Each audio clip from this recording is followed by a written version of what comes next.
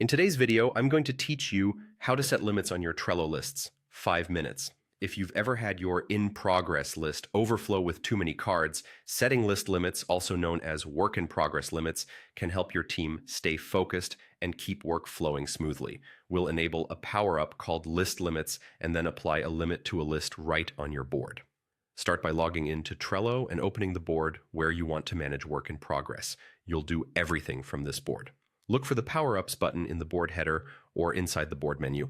Click Power-Ups, then choose Add Power-Ups to open the Power-Ups directory. In the search bar, type List Limits. When you see the List Limits power-up appear, select it and click Add. If you're prompted for permissions or plan details, just follow the prompts. Some workspaces limit the number of power-ups per board, so make sure you have capacity to add it. Once the power-up is added, return to your board. Now pick the list you want to control, such as In Progress. Hover over the list header and click the 3 dots to open List Actions. Choose Set List Limit. A small window will appear where you can enter the maximum number of cards that list should hold. Type the number that makes sense for your team's capacity, for example 5 if you want to keep the focus tight, and then click Save. From now on, the list header will display the limit and a live card count.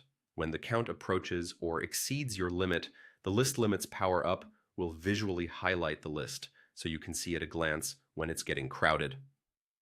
That nudge helps teams triage work, finish what's already started, and avoid bottlenecks. A few tips to get the most out of this feature.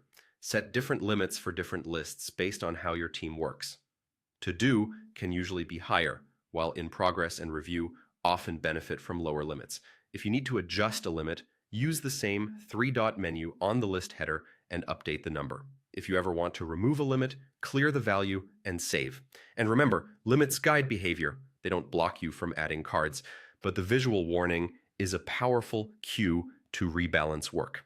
That's it. You've added the list limits power-up, applied a limit to a list, and learned how to fine-tune it for your workflow.